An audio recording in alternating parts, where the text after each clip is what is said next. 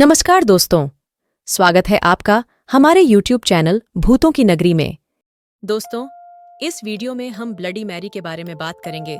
इस वीडियो में हम ब्लडी मैरी कौन थी, उसका नाम ब्लडी मैरी कैसे पड़डिडा, ब्लडी मैरी की मौत कैसे हुई, ब्लडी मैरी गेम कैसे खेलते हैं, ब्लडी मैरी कहाँ रहती है, ब्लडी मैरी पर कौन कौन सी फिल्में बनी हैं, इत्यादि सवालों के बारे में बात करेंगे। इस वीडियो में आप ब्लडी मैरी कहाँ रहती है, ब्लडी मैरी के बारे में सब कुछ जान जाएंगे। तो चलिए वीडियो को शुरू करते हैं। ब्लडी मैरी का असली नाम मैरी ट्यूडोर था। ब्लडी मैरी हेनरी येल की बेटी थी, जो इंग्लैंड के राजा थे। उनका शासन सन 1509 से लेकर 1577 लेकर चला जाता था। हेनरी येल की दो बेटियां थीं, एक का नाम एलिजाबेथ और दूसरी का नाम मैरी। लेकिन हेनरी को कोई लड़का नहीं हो रहा था। इस बात को लेकर हेनरी को बहुत ज्यादा चिंता हो रही थी। उनका राजपाट कौन संभालेगा? मैरी एक लड़की थी, इसलिए हेनरी मैरी को बिल्कुल भी पसंद नहीं करते थे, न ही उसके साथ अच्छा व्यवहार कर रहे थे। महल में बहुत सारे नौकर होने के बावजूद भी मैरी को सारा काम करना पड़ देता था। लेकिन मैरी ने कभी भी अपने पिता को उल्टा जवाब नहीं दिया, उससे यह सारे काम क्यों कराते हैं। कहीं न कहीं मैरी यह बात जानती थी, उसके पिता इंग्लैंड के सबसे शक्तिशाली आदमी हैं।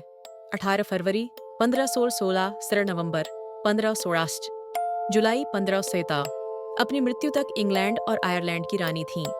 इन्होंने अपने शासनकाल के हजारों लोगों को ऐसी ऐसी सजाएं दी कि आदमी की रूह कांप जाए। ब्लडी मैरी के पिता, जो मैरी को बिल्कुल भी पसंद नहीं करते थे, अपने साथ हो रहे भेदभाव पर मैरी ने कभी भी अपने पिता को कुछ नहीं कहा, क्योंकि मैरी को इंग्लैंड पर राज करना था। वो बहुत चालाक थी। उसने अपने सारे रिश्तेदार के बच्चों को मारवा दिया, खासकर जो लड़के थे, ताकि उसके पिता उन्हें किसी को राज ना दे। एक दिन हेनरी येल की मौत हो जाती है। मैरी जो सबसे बड़ी लड़की थी, इसलिए कुछ दिनों बाद मैरी इंग्लैंड की रानी बन जाती है। मैरी एक निर्मम रानी थी, जो अपनी हर बात प्रजा से मनवाना चाहती थी। अगर कोई उसकी बात मनाने से इनकार कर देता, तो उसे पूरी प्रजा के सामने सजा देती। अपनी बात न मानने के लिए उन्हें जिंदा जला देती थी, और जिनको वो जलाती नहीं थी, उनके पूरे शरीर को कटाकर उनके खून को एक बर्तन में इकट्ठा कर देती, फिर उसी खून से नहाती थी। खून से नहाने के कारण यह था, मैरी को लगता था कि वो इससे लंबे समय तक जवान रह सकती है। इसी कारण लोग उसे निर्दयी मानते। मैरी की शादी हो गई। शादी होने के बाद मैरी गर्भवती हो गई। ये खबर पूरे इंग्लैंड में फैल गई। ये खबर सुनकर प्रजा बहुत खुश हुई। सभी को यह लगा, रानी अभी थोड़ी शांत हो जाएगी, लोगों पर हो रहे हैं अत्याचार भी शायद थोड़े कम हो जाएंगे। एक दिन मैरी को बहुत तेज से पेट में दर्द हुआ, मतलब उस दिन बच्चा पैदा होने वाला था। तो उस दिन मैरी को बच्चा हुआ भी नहीं। मैरी का पेट तो फुला हुआ, तो बच्चा क्यों नहीं हुआ? इस घटना सभी हैरान हो गए। कुछ महीनों के बाद मैरी का पेट पहले जैसा सामान्य हो जाता है। उस समय ओंझा बताती है, इतने दिन से मैरी के गर्भ में बच्चा नहीं, बल्कि एक भूत उसके पेट में पल रहा था। उसके बाद रानी बहुत ज्यादा दुखी हो गई और साथ ही बहुत ज्यादा बीमार रहने लगी।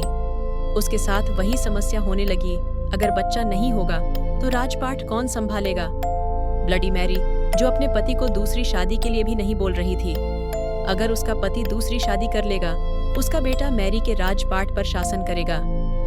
यह सब मैरी नहीं चाहती। वो अपने खुद के बच्चे को ही राजगद्दी पर देखना चाहती है। इसका यह सपना पूरा न होने के गम में रानी और ज्यादा बीमार पड़ती चली गई और उसकी दर्दनाक मौत हो गई। यह बात पूरे इंग्लैंड में फैल गई। मैरी के पेट में एक भूत पल रहा था। लोगों का यह भी मानना था कि उसके पेट में एक नीला बच्चा था, जो उसे ब्लू बेबी के नाम से जानते हैं। उसके बाद इंग्लैंड में लोगों की मौतें होने लगीं। जो भी लोग रात में शीशे के सामने जाकर ब्लडी मैरी को याद करता या उसका नाम 3 बार लेता था, तो वो शीशे से निकलकर उसको मार देती थी। इसी चलते लोगों ने मैरी को शापित घोषित कर दिया।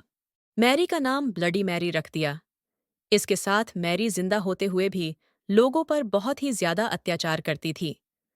वो लोगों को जिंदा जला देती थी, या फिर उनके शरीर को काट कर उनके खून को एक बर्तन में जमा कर देती थी, फिर उस खून से स्नान करती।